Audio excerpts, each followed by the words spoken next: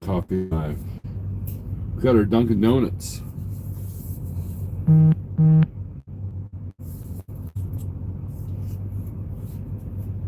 I got everybody texting me all of a sudden.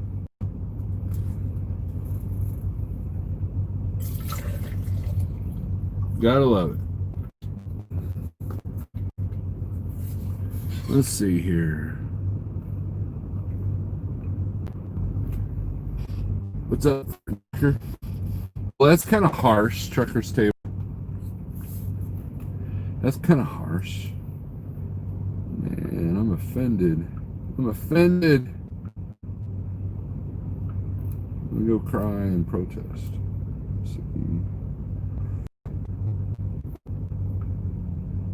See if we're even live. Are we live yet? We're even live. Are we Echo, live? Echo, major picture.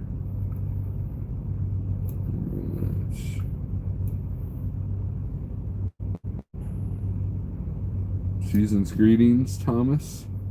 TK, what's up? Changed your name. Changed your name, TK. We're live from beautiful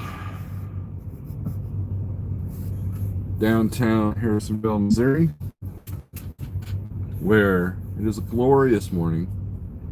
Let's talk about something real quick, okay? Let me show you guys something.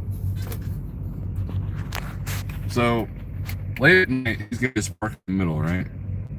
Okay, here's the entrance. That's where I'm at. Well, there was a truck right there, right? And the guy trying to get out of here couldn't get out. So he had to wake himself up, wake the other driver up. And yeah, can't make no green back around that truck stop. I know. I was making green till my load. I had, okay, so I lined out a full weekend, right? Now there was going to be a little city, but when you're talking like, you know, $700 a day for 200 miles, you know, I'll do that. I'll do that all day long. However, it was too good to be true. That's the way the spot market works. Now, here's something interesting. Trucking OD, you can probably talk about this. So, there was a load coming out of Kansas City going to Fulton that one brokerage had. I got it for a really good rate. And it didn't pick up till tomorrow morning, so there would have been a little bit of a gap between my delivery today and that tomorrow. But the daily rate still worked. So I booked it. A couple hours later, I get a call, hey, that load's been canceled. So before that canceled, though, I got a load that was booked out of Warrenton going to, where did that go to? I don't even remember now. Oh, I don't remember. Oh, it was going back to Springfield. That's what it was. Book that. Now we're good to go for the whole weekend.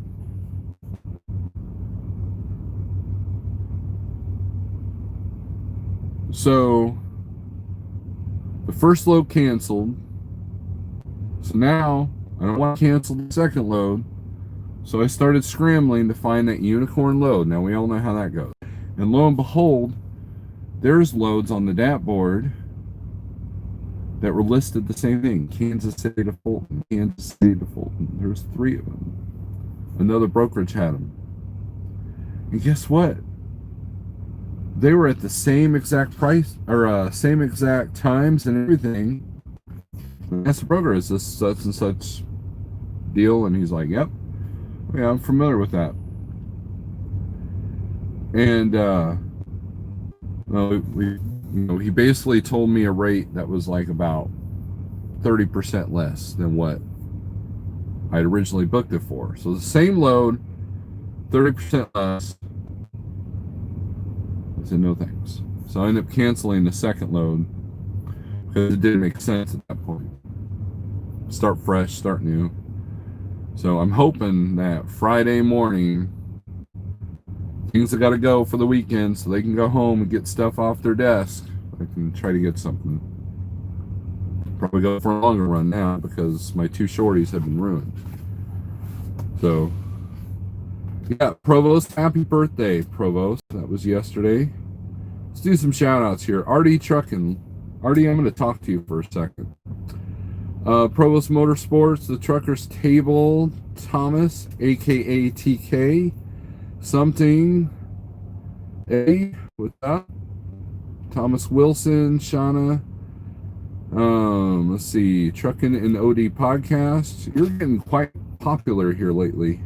Jesse Bennett, Steel Horse, Salty Pirate, Day Cab Slim. Yep, you know what happened. See, that's what I'm talking about. RD, you still in here? We want to talk to you for a second.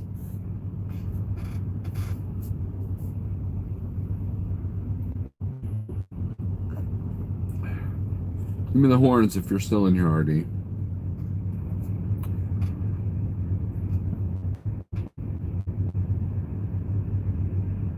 Oh yeah, Juan, I got some revenge for you here.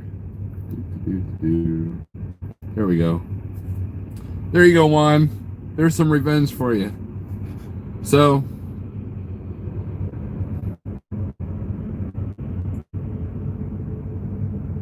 RD did a video last night, and I value opinions, right?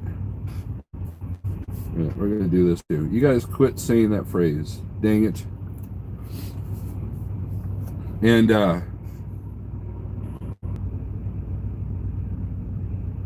heading out on the road in an hour, staying out for a month. Okay, Provost, I want to talk to you about a few things too.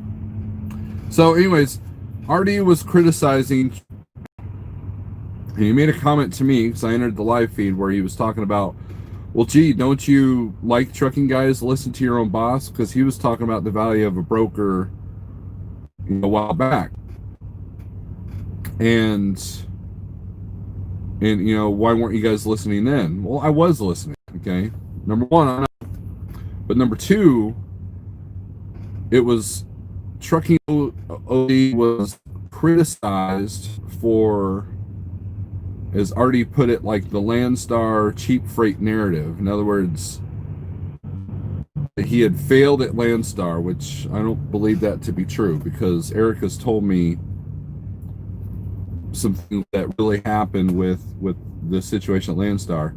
But basically, RD criticized Truck and OD about pushing that whole daily rate, which is just a way to promote cheap freight.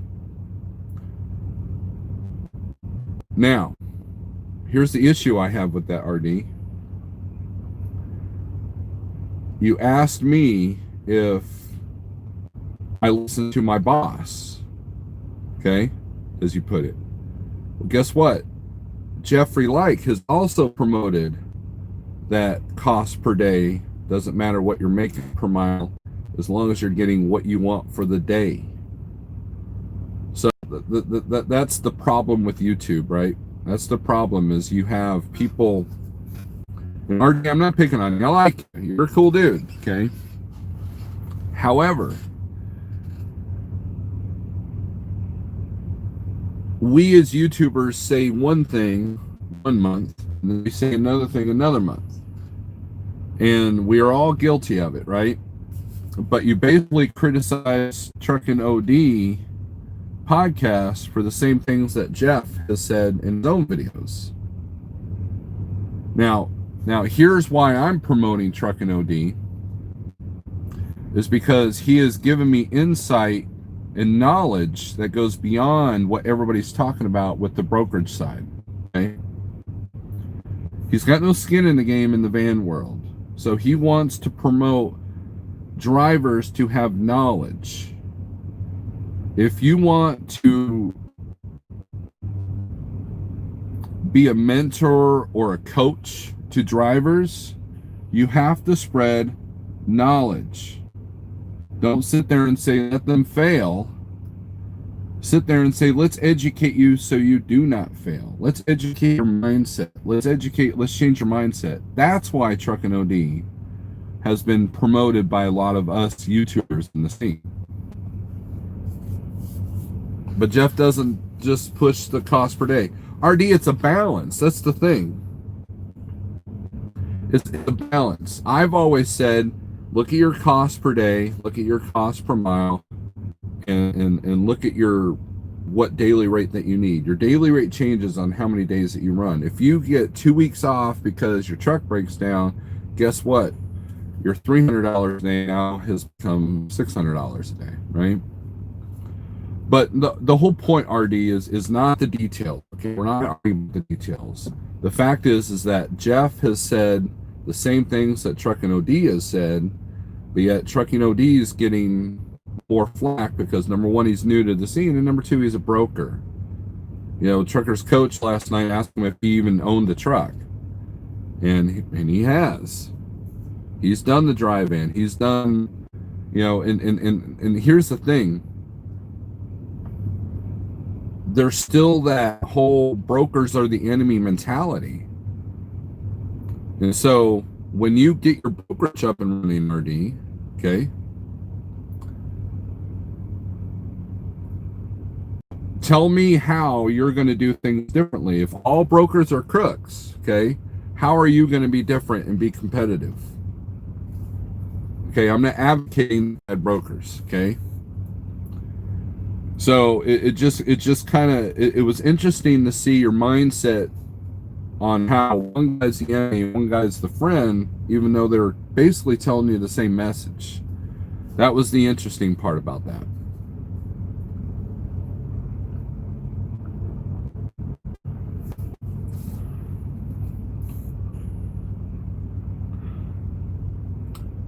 Oh, and then that was the other thing. So Eric posted I was $1 million agent, and you had said that he had failed at Landstar, RD, and I don't know where that came from because I think people are too quick to call people failures when they go to change something or they better themselves. He went from Landstar to creating his own brokerage. Guys, you got to realize that Landstar is nothing but C.H. Thompson with trucks. That's pretty much it. They are a brokerage with trucks. And if you would hear the amounts of money he makes doing overdimensional size, but you have to have your act together for that, you really can't call him a failure.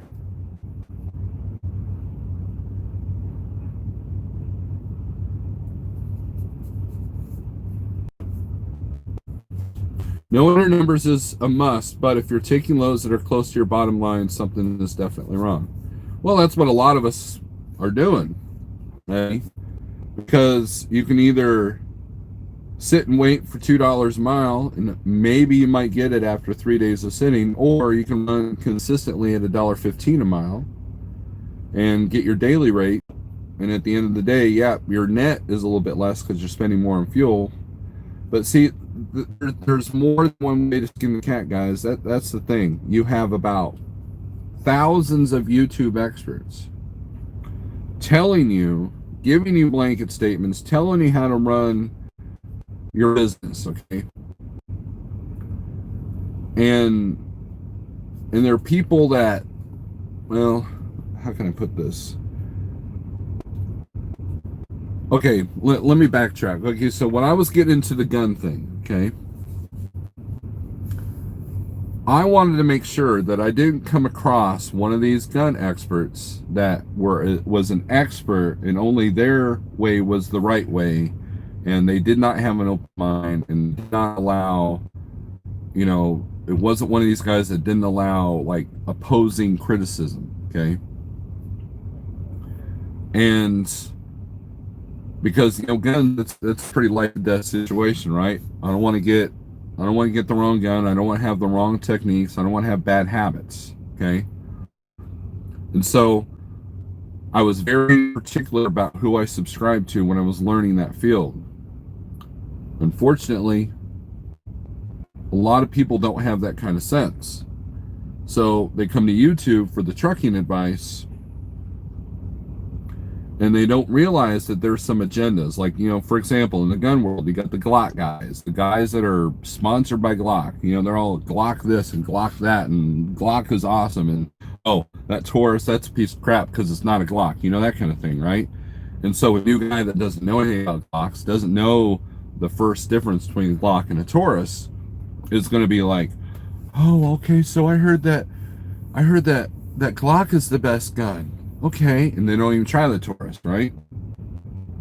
Well, in the end, they probably could have saved about $300 and had a gun that was just as reliable, just as good. Okay, but again, that's a matter of opinion.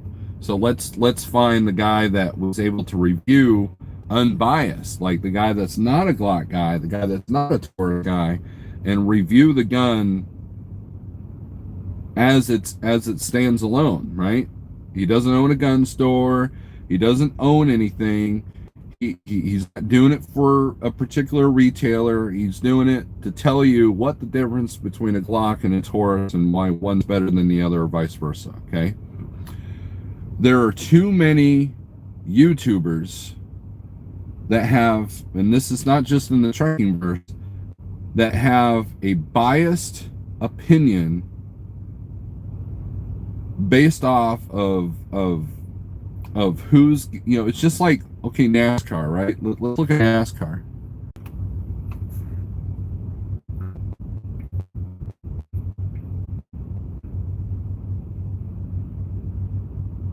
Okay. Now, thank you, YouTube. Probably because I said the G word. Wow, okay. Man, I just had a total brain fart.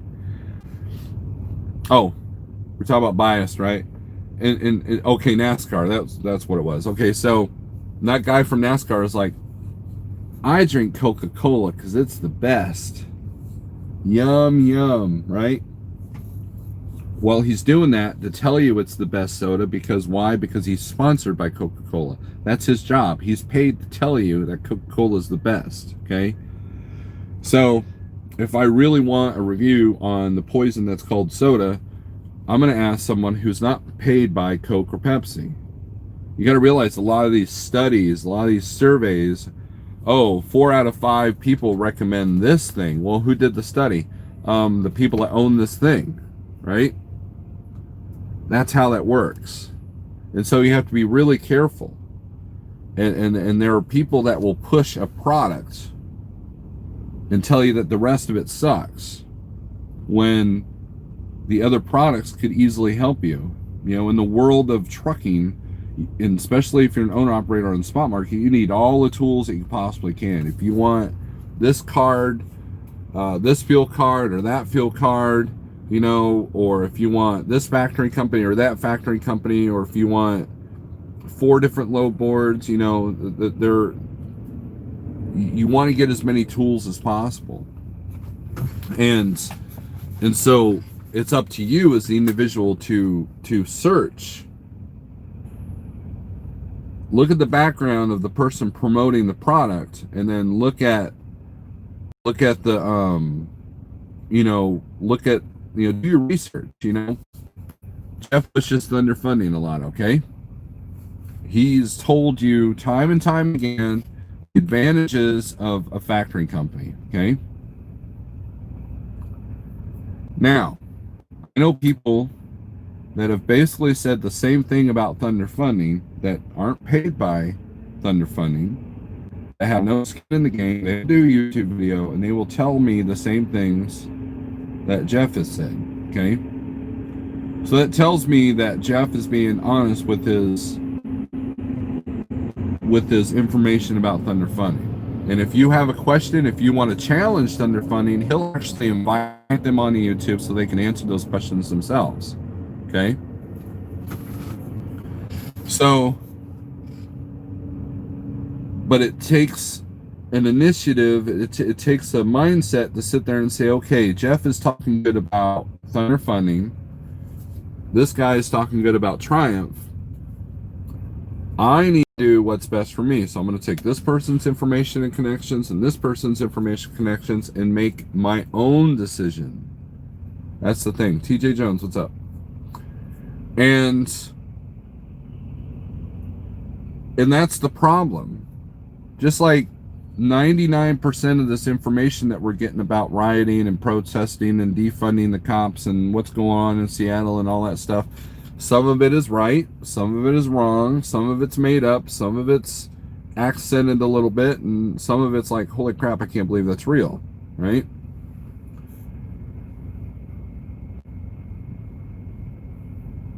All right, let's do some more shout outs. Let's see. Knowing your number is must, but okay, I already read that. During the 2008 recession, I lost. I gave up my truck, not the brokerage or the agency. You guys should pull together as an owner co-op, 9% cap. Team Tiny. Team Tiny, I would love to see how that would work. You know, and that is something to explore for yourself, right?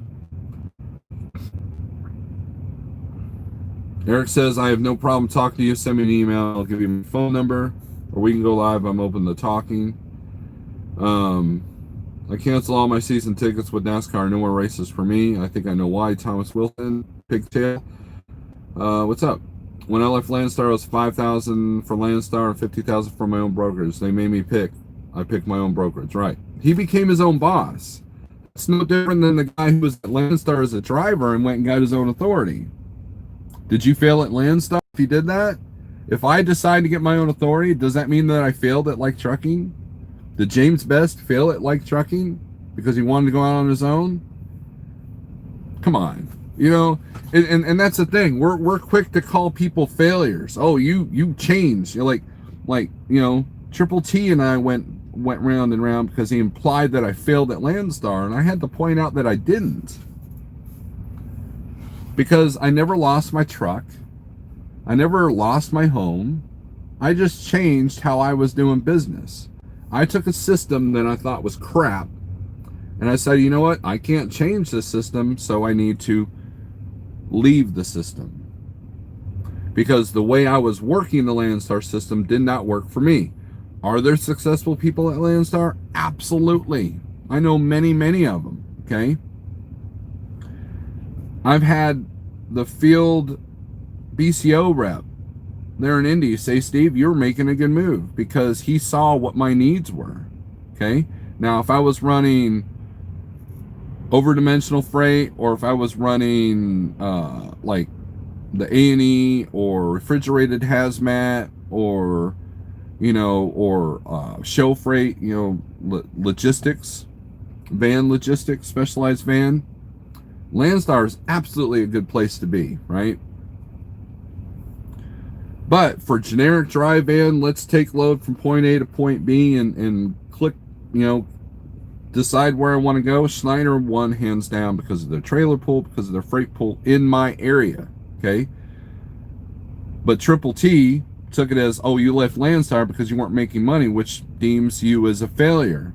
No, I left Landstar because the system wasn't working for me. Just like, I live in Springfield. I can go work for Prime if I want. I can like go lease one of their trucks and just work that. But I knew that won't fit my needs, my home time needs, my, you know, money wise, when I make money, yeah, but I would, in my opinion, I wouldn't see the house. So Prime wouldn't work for me. But I'm not going to sit there and dog Prime. You know, what works for you? That's the problem. We're too quick to give opinions on something that doesn't work for you personally. Okay? And you know, I know many people that are doing very well that look at me in the spot market and like, Steve, you crazy. There's no way that I could make that work. You know? And they're probably making more money than me. And I said, well, you know, it does have its challenges, but there's also rewards as well. You know, and if anybody who's went from like Schneider or Landstar to to like the spot market, you're witnessing, you're feeling more freedom, right? And but you're also realizing why some of these big carriers, like Jeff said, why are some of these big carriers doing the things that they do in the safety department? Well, because there are many things at risk. There are many things at play. You know, they want to keep track of your heartbreak incidents. They want to keep track of how often you're getting your truck inspected. You know, there are reasons for that. And, you know, it's all about liability. So if you don't micromanage yourself, like, so let's say you're one of these guys that left Schneider because you got tired of micromanagement. Well, if you don't micromanage yourself in the stock market, that's why it's all on you. You know, it's all on you. So if you don't micromanage yourself when it comes to your finances, to how you're running your truck, the way you run your truck, you know, don't be speeding, don't be going 60 in a 45 zone, you know, stuff like that, then, you know, that's a reason why these big carriers micromanage, because they realize that there's a lot of people that work for them that wouldn't do that on their own. But when you come out in the spot market and you work for a small carrier like Trucking or Advanced or, you know, somebody like that, guess what? You got to kind of micromanage yourself, because you're not being babysat anymore. You're not getting your hand held anymore. So, you know, there's you know, wife okayed an AR purchase, also threw in a new Beretta. Nice, James Bass. I'm jealous now. Let's do some more shouts. Let's see. TJ Jones already said, hey, Jose, what's up? Good morning from Orlando. Jesse, too many people listen to what agrees with their beliefs or agendas. Cascade Transport. Charles Brandt, what's up? And, you know, and I'm not trying to create a YouTube war with RD, because I like him, and I don't think he has any issues with me. But what I'm saying is this. If everybody's responding positively to Trucking OD, there's a reason, okay? Because people are learning from him, just like Jeff. When I first came across Jeffrey Like, he had literally 2,000 subscribers, okay? I watched his channel go from that to what it is now, okay? Why? Because he had a message that people learned from. If you were a Schneider IC back in the day, he was called the Godfather, because he knew that Schneider system inside and out. You could call him, and let's say you lived in, I don't know, Arizona. He would tell you strategies on how to make it work in the Schneider system. He could look at the load board and like, okay, I would do this, this, and this, and this, and this, and this. When he does the Spot Market Money Live, look at, you know, you can argue about the details of the 1, 2, 3 load board, but look at how he looks at that load board, okay? You have to keep an open mind. You have to look at not what the people are saying, but how, like, how did they get there? Instead of asking what is the hot lane, ask how do you find the hot lanes? Instead of going, what rate did you get? Ask, how did you get that rate? Okay.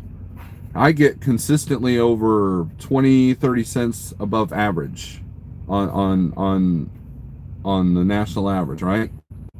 And so, like, well, you know, so you got drivers, especially on Facebook, oh, well, that's BS. I'm calling BS on it. There's no way that you got to load from Denver to, you know, this place for this much money and blah, blah, blah. But instead, what they should be going, well, how did you do that? How did you get that higher rate? How are you negotiating with the brokers? You know? And so while everybody's arguing about transparency, whether it's right or wrong, Trucking OD said, here's why it won't work. Boom. And of course, everybody's like, well, all of a sudden the brokers started coming up on the rates when everybody went to Washington and griped about the brokers. And I thought that was an interesting comment as well, because that was about the same time that states started to open up. Okay. Now, supply and demand, you can literally see it. How many of you have been in more traffic jams in the last week than you were in the last month? How many of you have had traffic issues in the last 2 weeks than you have in the last 2 months? See? So, supply and demand. That's when the rates start coming. And then they're not skyrocketing by no means. Now, unless they're in pockets, okay? There's this constant tug of war. That's how the business works. So, instead of what everybody was like griping about brokers, and everybody's in Washington D.C. and we're using terms like price gouging, this, and this. I said, you know what? I need to figure out more about that side, so I don't make assumptions that this is what's happening. And I want to understand if I call on a load and book it, and then it gets canceled, but then another broker has it for $200 less. I want to understand why. How were they able to pull that off? What were they able to do? How did that happen? And like at Landstar, when I saw agents undercutting other agents on the same loads that I was pulling, I actually went to the agent and said, what just happened? I've been doing these loads for you for the last 3 months, and now you don't have them, but yet they're on the board under a different agency code. And like these agents literally would scream to Landstar, hey, these people are undercutting me. So she had to educate me on why and how that happens. And once I saw that I was on a losing battle with that, I didn't want any part of it. Okay? That's what I mean by understanding. Now, I could have said, I could have stayed at Landstar and griped and not understand why, and then get frustrated and then lose my truck or whatever. But I didn't do that. I learned to understand the system to my best ability by the people on the other side of the desk, on the other side of the wheel, and I decided, you know what, something's got to change. Obviously, I'm not going to change a company that's been around for so many years, and this is the way they do business. Obviously, I'm not going to change that. So how do I adapt to changes? Well, they're not adaptable for me, for my needs. So I changed and left. That's how I changed it. And, no, I won't mention that because that'll trigger some people. So.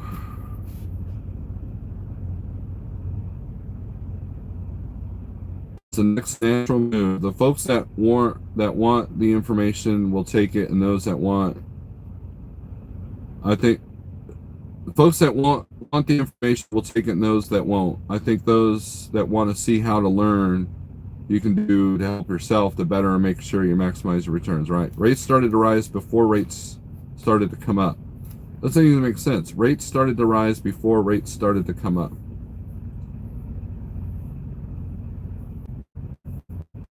Let me ask a question. If I was a freight forwarder, would you treat me like a broker? I don't know. I'm not 100% sure what a freight forwarder is. There are loads out there that a broker will get, and the broker will turn around and farm it out to another boat for a lesser rate than he got, and the rate gets cut again. It happens. Right. That's kind of what Landstar does. Not all of Landstar, but some of Landstar. You can see it on the load boards. You'll see a load, and what I'm trying to learn is who the other brokers that do that. And then Trucking OD has talked about 3PLs, right? I had this impression that 3PL was a guy that just pulled something off load board, himself, like a Landstar agent, what we call pajama agents, and they'd pull a load off of C.H. Robinson and then post it themselves. So on the dashboard, he saw a load going from, say, St. Louis to Chicago that C.H. Robinson had, and they posted a rate of $800, and then Landstar had it posted for $600, the same exact load. But it's the same load, that kind of thing. But Trucking OD, Eric went into a more in-depth educational viewpoint of what 3PLs actually are. Rates started to rise before states opened up. I think that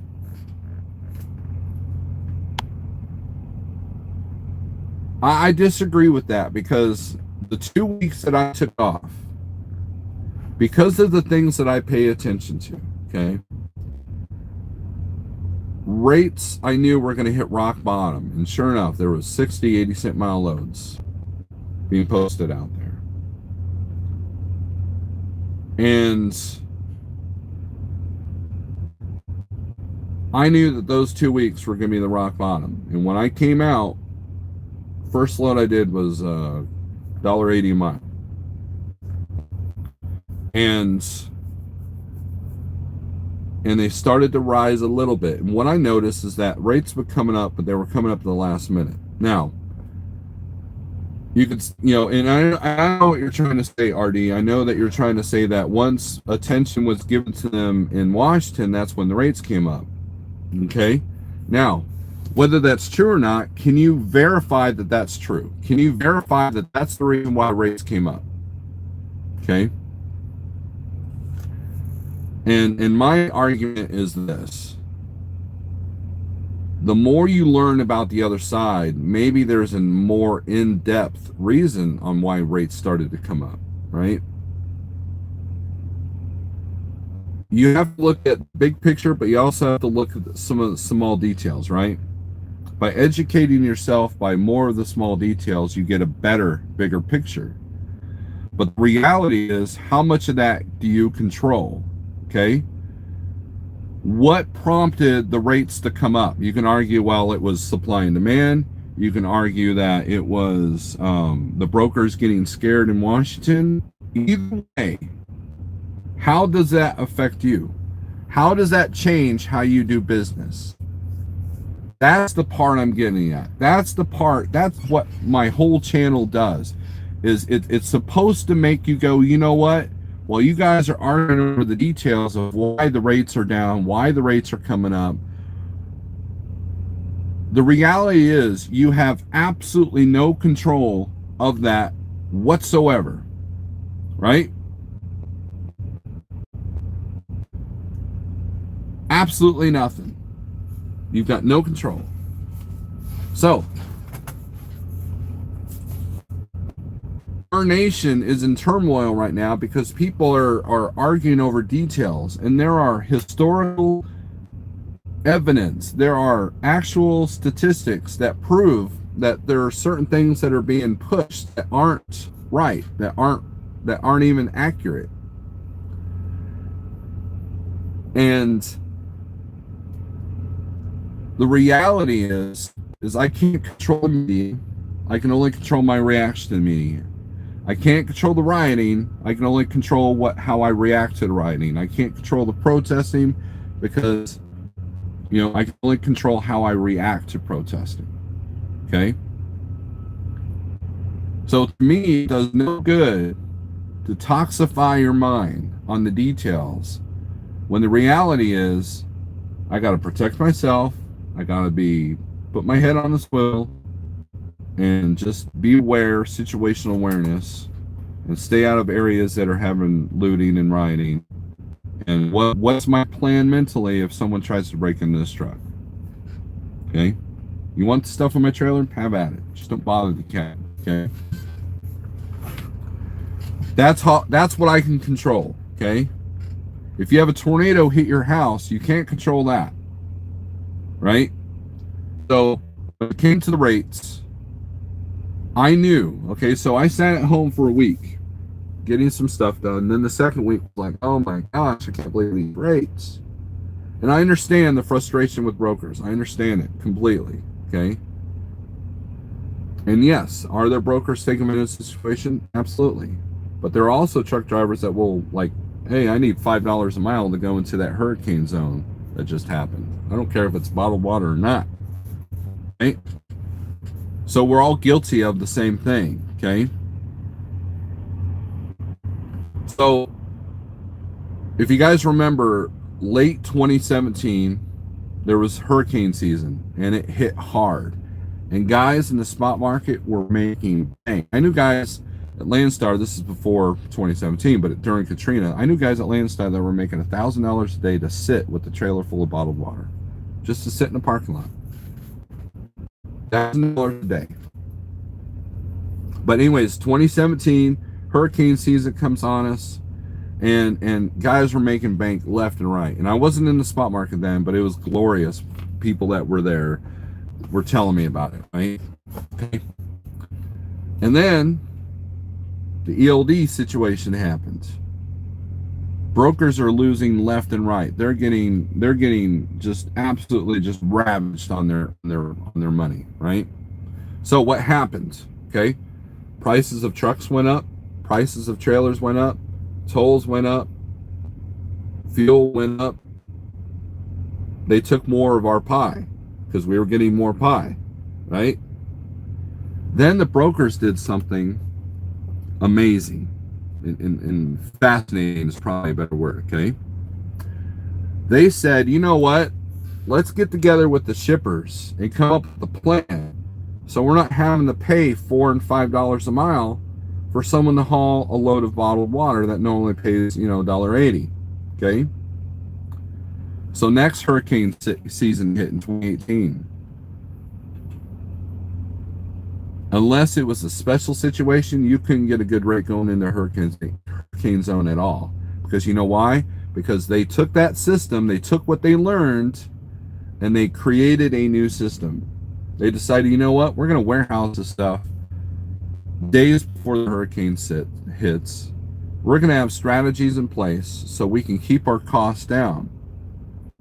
And guess what? 2018, hurricane season, everybody's salivating. Oh, man, I can't wait. And guess what? No one made squat. And the brokers didn't get reamed. And then 2019 hit and the rate steadily declined. You know why? Because there's too many of us that came out going, hey, man, $4 a mile on everything. Yeah. And now the trucks and the trailer manufacturers who were charging an extraordinary amount, like the prices of trucks and trailers went up 10-20%. Now they're having to take a big hit to sell trucks because no one's buying trucks right now. See how that works? You take a system and you learn it, and then you make adjustments and your reactions based off of that. And one of the best things that you're going to do, Artie, is you're creating a brokerage, and that's awesome. James Best, same thing. He's creating a brokerage. Jeff is like, you know what? I'm going to create a brokerage, right? So that's how it's handled.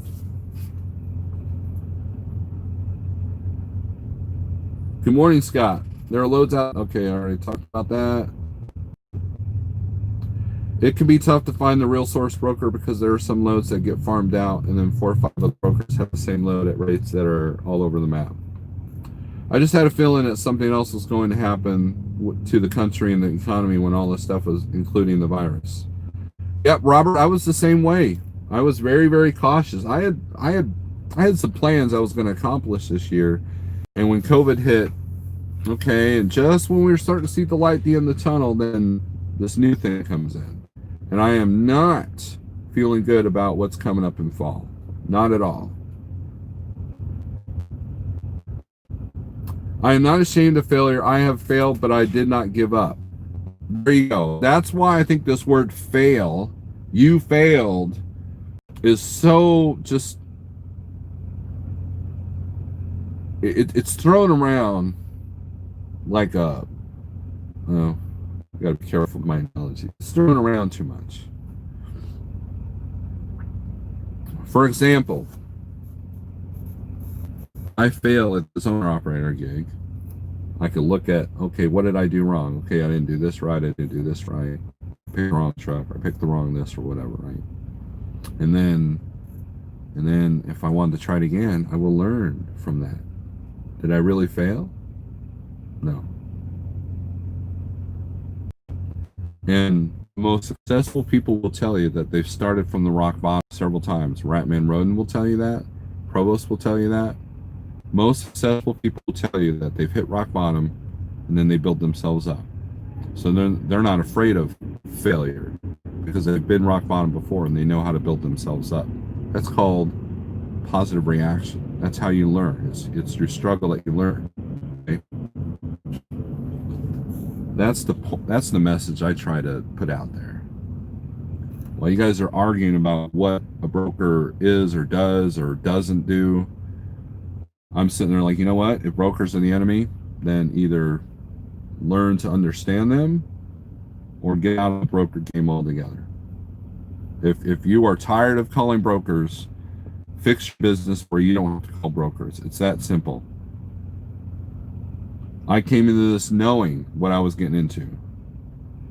And is it frustrating? Absolutely. Have I come across some bad brokers? Absolutely. Have I been ripped off? Absolutely. But for every load that they profit majorly on, they have a load that they've lost on. Just like me. For every load that I got 40, 50% over my costs, there are loads that I was like 5% below. That's how business works. I don't know why that's so hard to understand. If I run a full month right at my costs, and then the next month I net or I run 20% above my costs, then the next month I run 5% below my cost. At the end of the year, what's it doing? What's my net profit at the end of the year? And inspectors talked about profitability. If your truck note is $5,000 a month, and you're a breadwinner, and you can't, there's no room for error, I could come in and take those loads from you. If a broker can move a load for $1 a mile, he's going to move that load before the guy that can move it for $1.60 a mile. But if the guy that's running for $1.10 a mile, broker, his costs are too high and he doesn't even break even, then he's doing a disservice. But the problem with that is the guy that has his act together, has his costs low, you know, he has no control over that. Like, just like people go, well, you know, if these drivers would, you know, there was a broker that told one of our guys, check this out. An actual broker told our actual driver, said that if you guys would stop taking this cheap stuff, the rates would go up. He actually said that.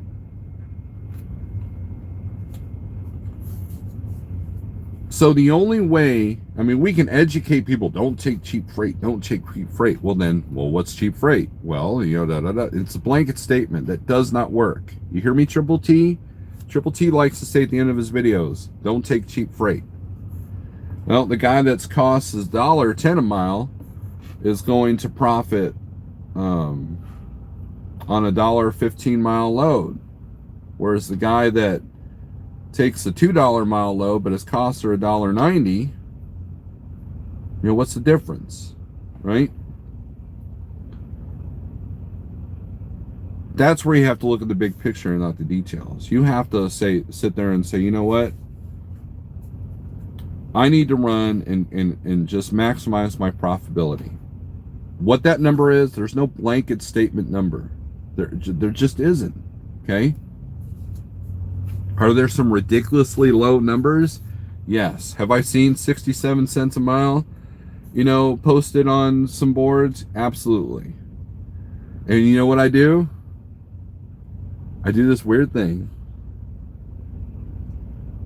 I don't take it. I have never, ever taken a load below $1 a mile. Ever.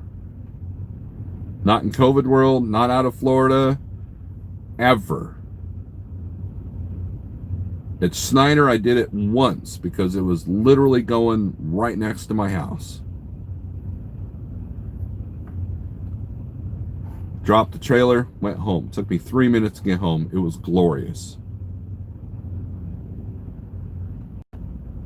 And it was out of necessity and I had to get home. Okay? I've never done a load for less than even $1.20 a mile, actually, to be honest with you. Never done that.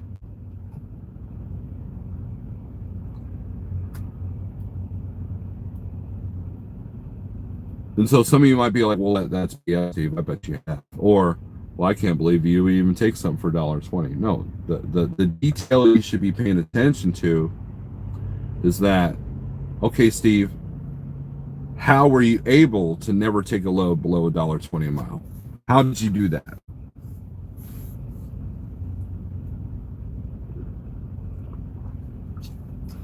And I'll tell you.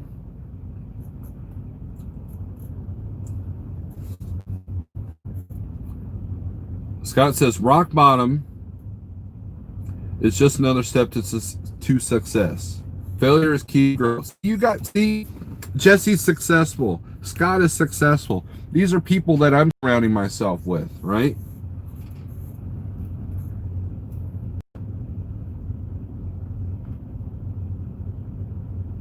You know how much money a pilot car makes that's carrying an OE load? $1.50, $1.75 a mile plus hotels. There you go. So look at the net earning reports from the major brokers and you will see who is winning. I agree with that, Eddie. I agree with that. But isn't C.H. Robinson in kind of a lawsuit right now? Didn't TQL just lay off like 400 or 500 people? C.H. Robinson did a layoff. Coyote did a layoff. Okay. So if they're over accenting one area and they're failing in another, they're only slicing their own throats. Okay. And drivers failed at $3 a mile market too. There was one Lancer guy that I know that literally made 30 grand in 1 month because of Katrina. 30 grand. $30,000. Because he sat a whole month, he was getting $1,000 a day. So the hard part was just not getting paid for 30 days. That guy is no longer in business. What happened?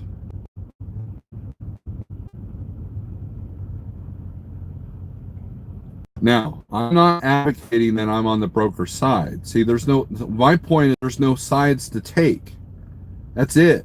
It's part of the business. It's part of the system. And so, like what James Best did is and Jeffrey Light, what they did is like, you know what? If broker profit margins are pretty good, man, what if I started a brokerage and get that profit margin? And then they could take steps to make sure that they never get in a position that QL put themselves in by having to lay off people. Or maybe their goal will be different.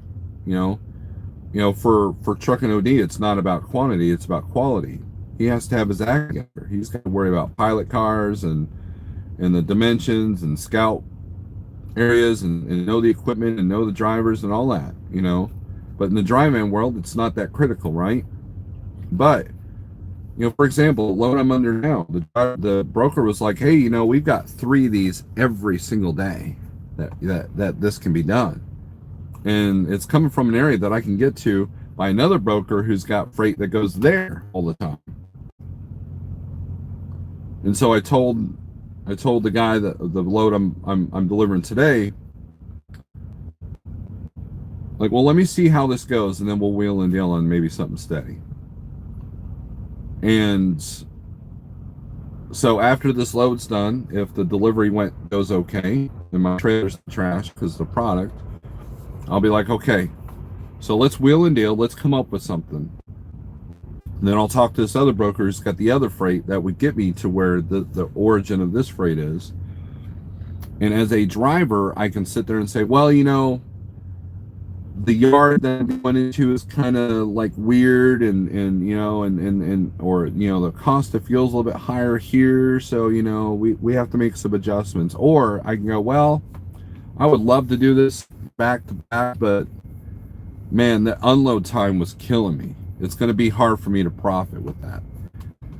So as a driver who has a brokerage, you can really kind of fine tune the details, and then you'll be able to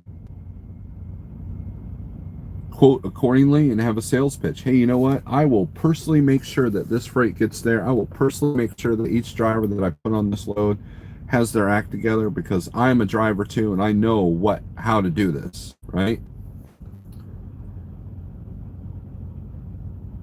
So when you're focused on who's the enemy and who's the friend,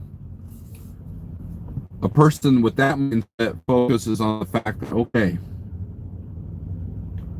what can I do to understand the broker's side so I don't make their mistakes? And what can I do as a driver on the driver's side so I don't make their mistakes?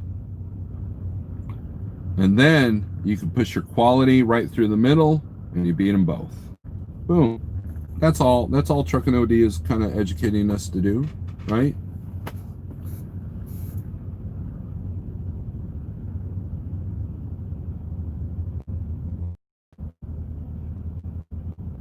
I would never pay a truck less than a pilot car, says Trucking OD.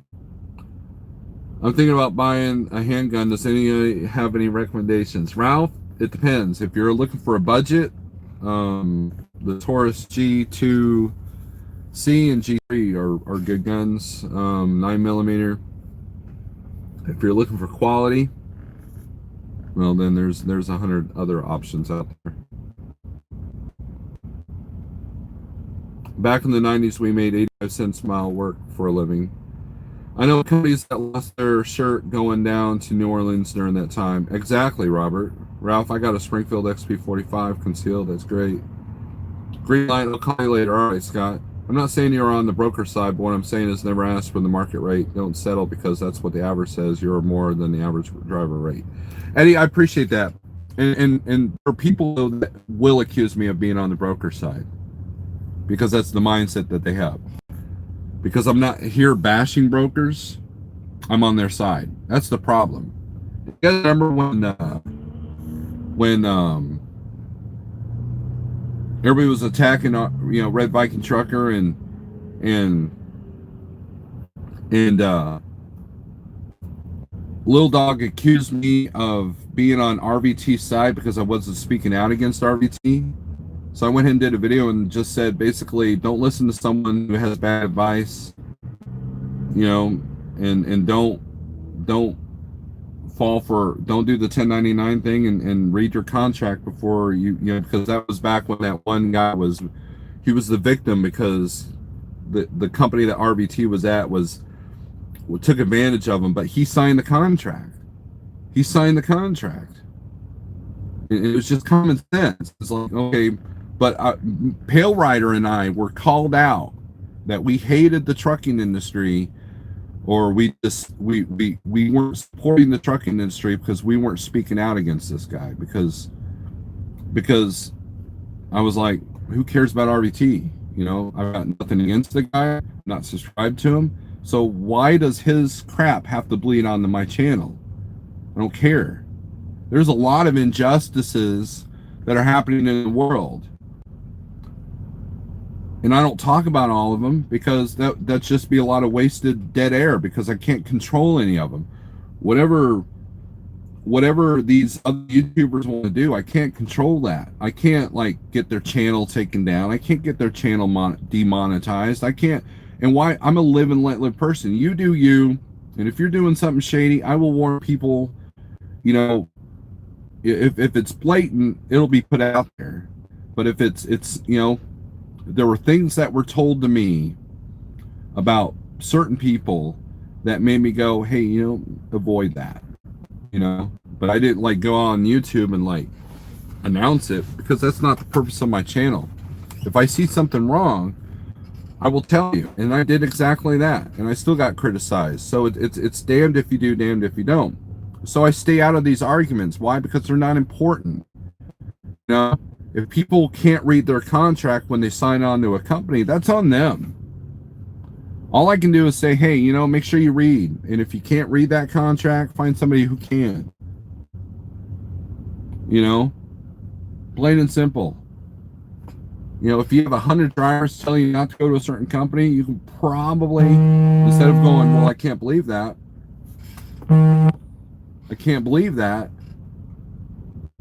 So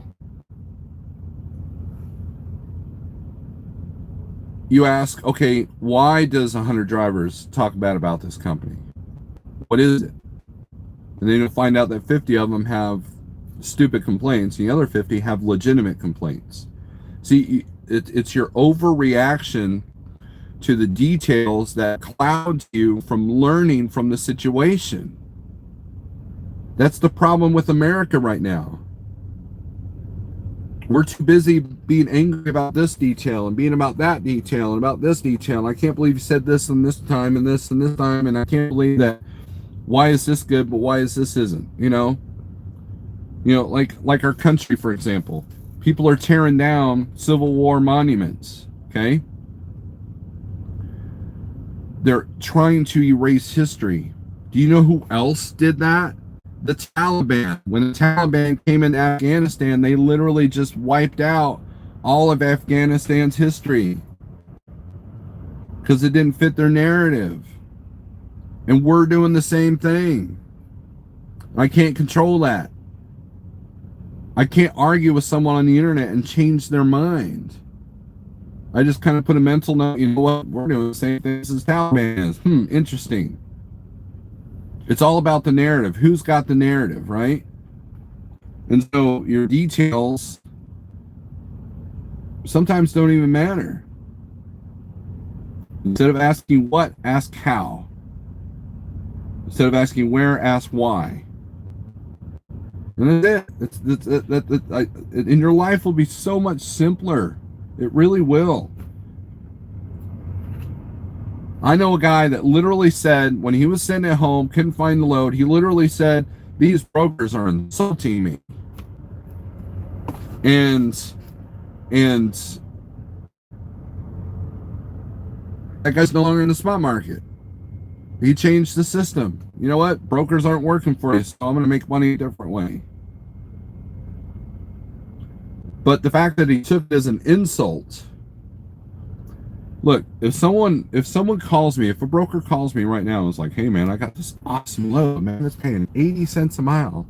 It's 45,000 pounds of bricks going to a dirt lot in the middle of the swamp.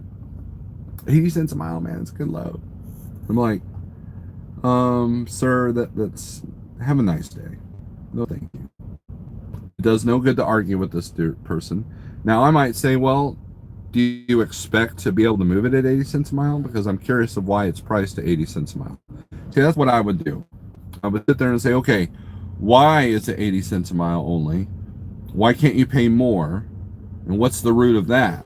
And then from there, okay, well, if that's the root, then you're going to have a problem because you're not going to be able to move this for 80 cents a mile. Or I could just sit there and like, dude, you just insulted me. I'm going to hang up on you. Click. And then do a video. Oh man, can you believe this guy told me that he wanted this load to move at 80 cents a mile? This angers me. Well, then do something about it. Did you take the time to educate that broker of why he can't move that load at 80 cents a mile? Because if he had a valid argument, he would educate you why he can move that load at 80 cents a mile. And then you would have a better understanding of why he asked you to move something at 80 cents a mile. Do you see how that works? Do you not get that? That's the problem. We're so clouded by anger. We're so clouded by misery that we can't learn to crawl out of the hole that we keep digging and to rise above what needs to be done. Rise above all the crap, right? You know what? That's how you get along with life. That's how you crawl yourself up out of the ashes. So to argue about, okay, well, the rates started coming up when coincidentally when they went to Washington. Okay. Now what?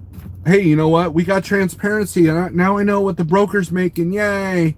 Okay, now what? What now? What if that number the broker's making doesn't fit your needs? Then what? Then where do you go from there?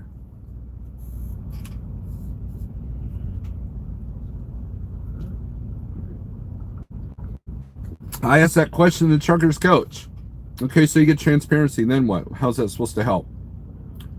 And he said, well, because it helps you negotiate. Light bulb went on, should have went on in someone's head that was watching. How to better negotiate. You know what? Maybe a person needs to, instead of forcing someone to do what they need them to do, maybe they should learn how to negotiate.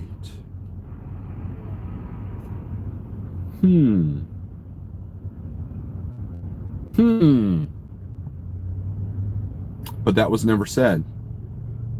Because the next question I should have asked was, okay, how does it make you a better negotiator if you know the number? Well, you know, when they say that's all I got in it, now I know that now I know the truth. Okay, so now you're dictating how much profit that they can make. You not see the problem with that? How many of us would feel that if a broker calls me up, goes, hey man, I got a load. It's moving at, you know, X amount of dollars. Well, I want this much. Okay, well, can you send me a P&L sheet to tell me what your cost per mile is? Because I want to maximize my profits. So tell me, you know, I want your P&L statement. Can you imagine the uproar if a broker asks you for your P&L statements so they can tell you how much you can make off that load? Do you not see how absurd that is? If I have a broker that asks me for my P&L, which a large percentage of you owner-operators can't even come up with that, that's just the harsh truth right there, and that's part of the problem. I'm out. I'm done. Like, oh, why do you need to see my P&L? Well, because I want to make sure that you're only making X amount percentage above of what your costs are. I'd be like, have a nice day, sir. Click. And that's what we're asking the government to step in and do to the brokers because we can't negotiate. Do you guys not see the absurdity of that? Am I oversimplifying it? Absolutely. And that's what you need to do, is simplify the freaking situation. That's how absurd everybody's asking. That's the absurdity of transparency. And the oh, well, real estate's done this way and this is done this way. It doesn't matter. If you guys knew what the cost was to make a bottle of soda, you would never buy it from a convenience store. Do you know how much profit margin? I mean, anybody who watches a marathon of Shark Tank, you'll know that there's some things that have bigger profit margins. And if a broker has a bigger profit margin than being a carrier, well, guess what? What do you think you need to do? Because you're not going to change that. You're not going to change that. That's the absurdity of all of it. And all it does is drain your energy arguing about things that you have no control over. You're not going to make a right wing go left on the internet. You're not going to make a left wing go right on the internet. You're not going to make a prejudiced person non-prejudiced, and vice versa. You're not going to convince people that you know, if they're set in their ways, they're going to continue to stay set in their ways. The internet is not worth arguing.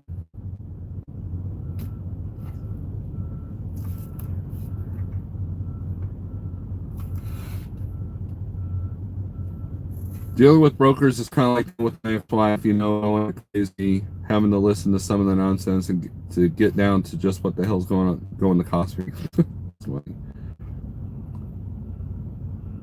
It's not so much profit margins, but the ability to get select customers, create some consistency. Right. Because why James Best? Because you feel, you know what? James Best has put it 2 and 2 together too. He's like, you know what? All these people are saying that, you know, screw the brokers and get direct freight. Well, that's hard for me to do as a carrier, but I can do it as a brokerage. There you go. Can't beat them, join them, right? The reason I lie and thunder under people is I am the answer. I am answer the question you don't have the answer for and show you how to do it. Right. If Eric doesn't know the answer, he will find someone that does. I watched that firsthand. I was on the phone with him and James. James had a question about LLCs. Eric didn't know 100% on something, so he went and found the person that has that information. Guys, if you're an expert on YouTube, there's nothing wrong with saying the words, I don't know. If someone asked me, hey Steve, what do you think of Fry Miller? What do you think of that trucking company? Well, you know, they've got good looking trucks and, you know, and they haul reefer and, you know, and they have that one, you know, Facebook video where the guy was passing on the shoulder. I wouldn't work for them. No, I'm going to sit there. I don't know anything about the company. I've never known a Fry Miller driver. I don't know ins and outs of how they run the business. I don't even know if they have owner operators or if it's all company, you know, that kind of thing, right? And I'm just like, I'm not afraid to go, you know what? I don't know anything about Fry Miller, so I can't help you. But you know what? I got a buddy of mine that works for Fry Miller, and maybe I can push you to him. Or I got a buddy a friend of a friend that knows, you know, that kind of thing. I'll do that. I'll find the person that has the answer. But if I don't have the answer, I'm not afraid to say, like, I don't know. I'm not going to pretend to be an expert at something that I'm not an expert on. And social media makes that so easy to do. Whether it be Facebook, YouTube, whatever. I'm not going to pretend to sit there I know something when I don't. And I think that's why you guys watch my channels, because I try to be honest. If I don't know something, I'll tell you. If I make a mistake, I'll tell you. If I'm being an arrogant ass, then I know. And I'll delete the video. And then I'll evaluate, well, why did I come across as an arrogant ass?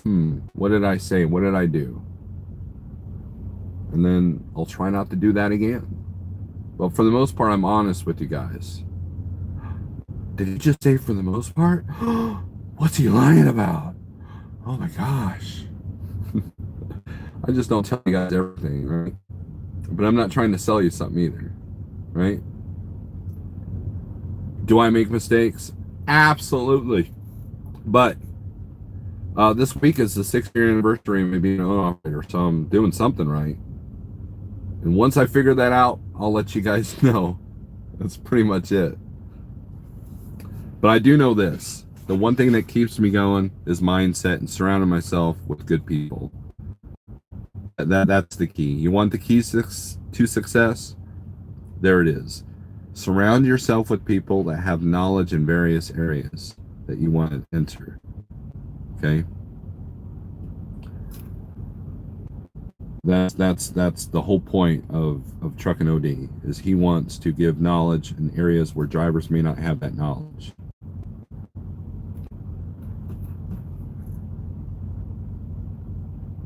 One quick.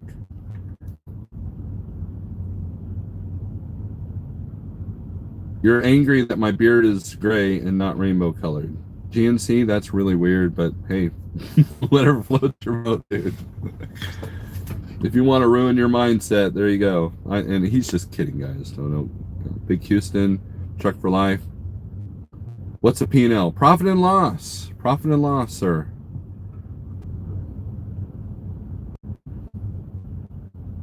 So, Lord, your head must go crazy with this stuff. Honestly, don't have to think that hard about running a single truck. I'm just shaking my head on how much energy is wasted. Sorry, brother. I don't. That's the thing. I just book my loads. I do what works for me. Sometimes it works, sometimes it doesn't, and that's it, Eddie. I simplify everything. I'm not... The times that I get frustrated, here's where... You guys want to know the most frustrating aspect of the spot market for me? For me? Okay, not for you, not for that moron over there. For me, this is what is my biggest frustration with me, is that I'm still dealing with people that don't have their act together. When I call in a broker, doesn't say his name. I don't even know if I have the right number. Is this such and such brokerage? Yeah, what do you need?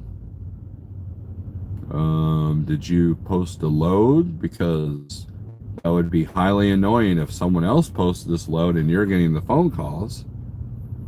Well, yeah, I posted it. Okay, is it urgent to move? Because you don't tell you want it to move, you know. I get frustrated with people that don't know their place in life and don't know how to do their job. That's what I get frustrated. My most frustrating aspect of the spot market is how cutthroat it is, how everybody's undercutting each other, just like at Landstar, and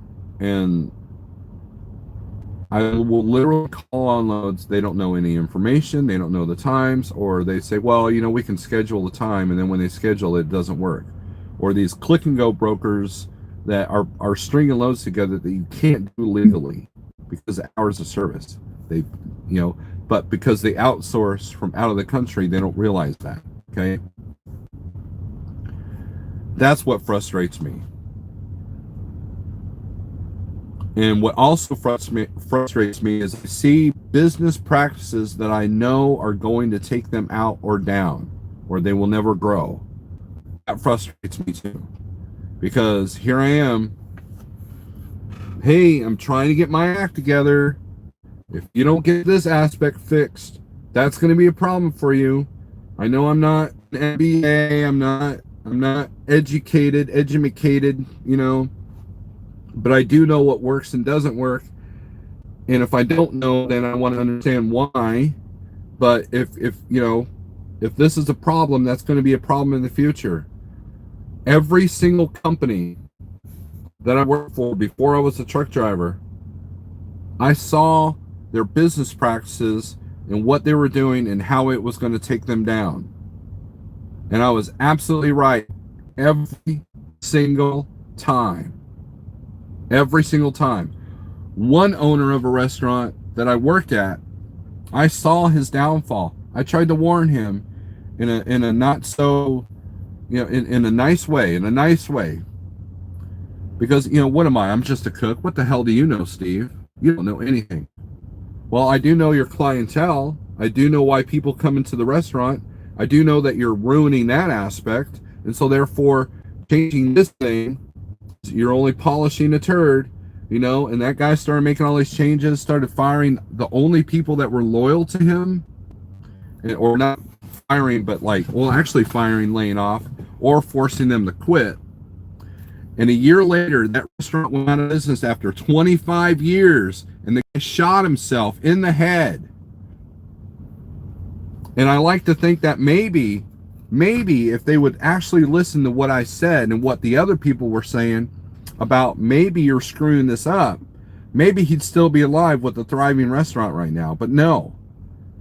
Instead, he's got to be a dumbass and make those mistakes and completely shut me and everybody else out that could have helped him.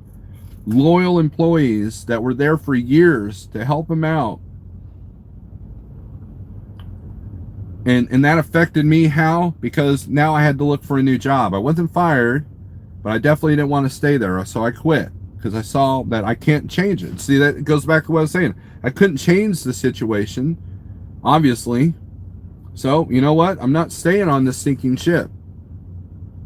And man, it's sunk.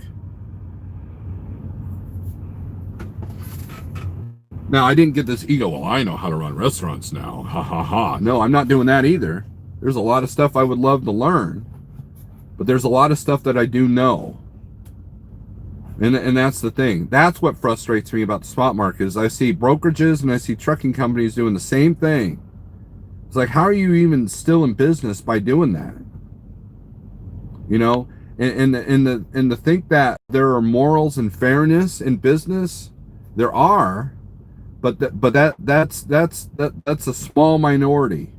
That's the other thing. This entitlement, So that's not fair. It's not fair that the broker makes more money on this load than I do. Then fix it.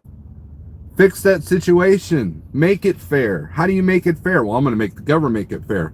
When has the government made anything fair? Do you guys see how this works? Can you guys not put two and two together? If you see something that's unfair, make it fair. And if you can't make it fair, get out. You can't change the world. If a tornado hits your house, you can't change weather, right? But you can build the next house to withstand another tornado.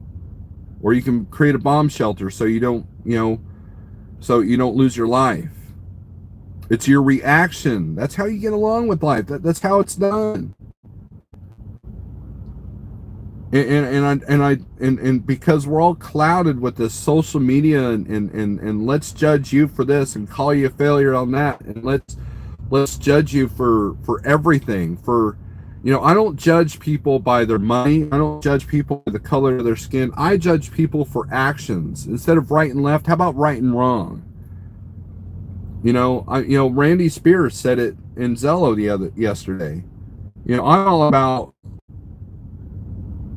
the only divide should be, and this is me saying this, but he talked about right and wrong. There's a difference between right and wrong. What happened to George Floyd was wrong, but also what happened to the store owner that got beaten to death was wrong. There's no sides to that. The only two sides that you should be concerned with is right and wrong.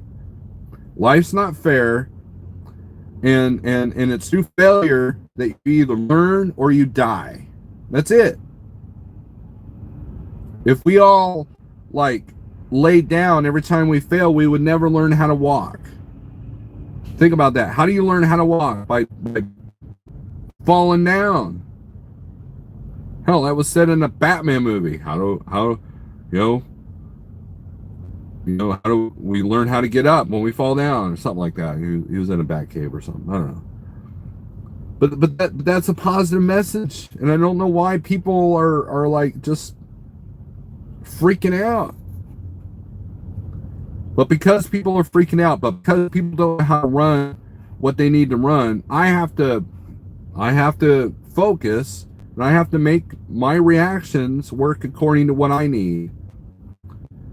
And for the things that I might have some control over, I'll try to change. But for things I don't, I'm not sweating it.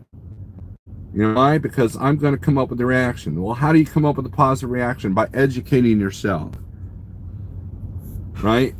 Educating yourself. Because it's the lack of education that's creating the world that we live in. It's the lack of a driver educating himself before he gets his authority that creates the situation that they're in. It's that lack of education of going into a brokerage without knowing how that works that will make you a bad broker. It's the lack of learning some stuff with a good training CDL school that will make you a bad driver.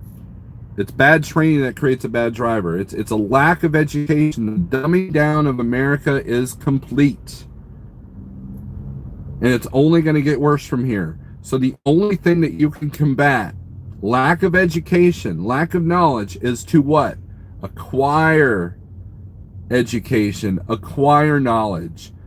Hey, that guy over there has got a nicer truck than me.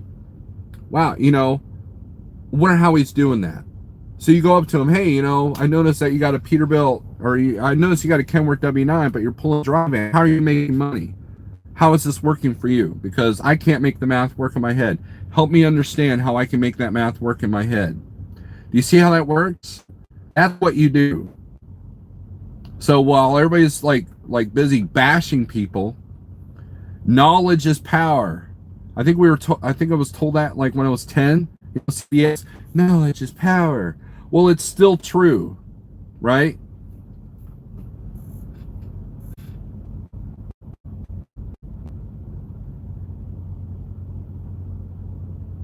And that's the guy is telling you what you should or can make.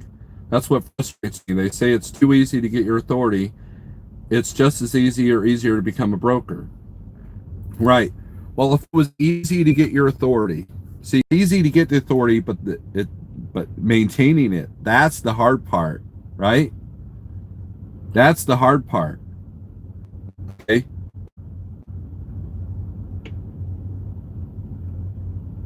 (2018) 2019, there's this explosion of authorities. Explosion. How many of them are still left? There's an explosion of brokerages. I noticed that the freight that's coming out of my areas that I like to run, it's all different names. Yeah, there's the usual C.H. Robinson, TQL, and all that. But there's all these new names.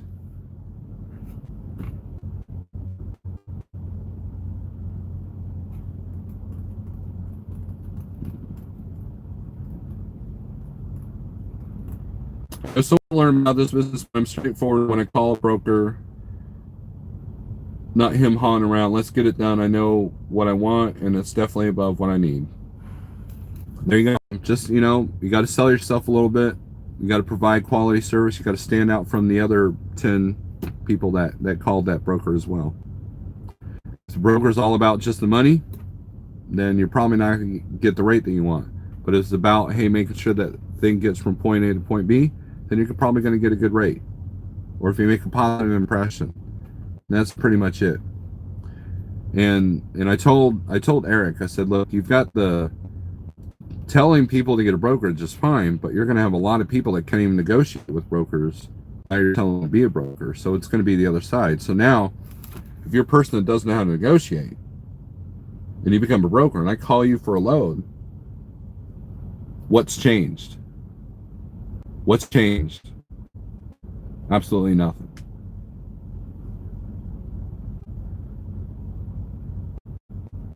Anyways, guys, this has been a good discussion. I got to get this load delivered. And you know what? It's been a good discussion. And RD, I have no issues with you. I just wanted to point that out. And, you know, best of luck to you starting your brokerage, RD. But don't discredit Truckin' OD and his knowledge, because I think that would be a mistake. Does Jeff have good knowledge? Absolutely. But Jeff doesn't talk about the brokerage that much. He talks about the importance of it, but he doesn't tell you a lot of things concerning that. And, you know, so Eric's going into the finer details, because it was Eric that motivated James to get his brokerage, not Jeff. I'm not saying anything bad about Jeff, because, you know, Jeff has given me a great opportunity. However, Jeff is still learning the brokerage side. That's the difference. Eric's been doing the brokerage thing for a while. Jeff is not. Jeff started his brokerage. He can tell you the ins and outs of the struggles, but Eric has the knowledge on how to maintain it. And so I get knowledge from both parties, right? Because I want, you know, if Jeff, like, I want Jeff's brokerage to take off, because maybe I can become an agent for him, right? And so I hope Jeff is learning. And Jeff's, you know, a smart guy. He's going to learn. He knows that knowledge is power, so he's going to learn. But to say that Eric has no good information, especially if you want to become a broker, then I think you're missing the point. I wonder if the explosion of the new brokers is the guys that got their authority 2 years ago and went under. Who knows? It depends, RD. Anyways, guys. Guys, the only thing you can control is how you react to things. That's it. That's the bottom line. Whether it's business, violence, social media, whatever. How do you react? And if you make the wrong mistake, if you make the wrong choice, guess what? You learn from it. That's how that's life. That's nature. Anyways, guys, I gotta go work.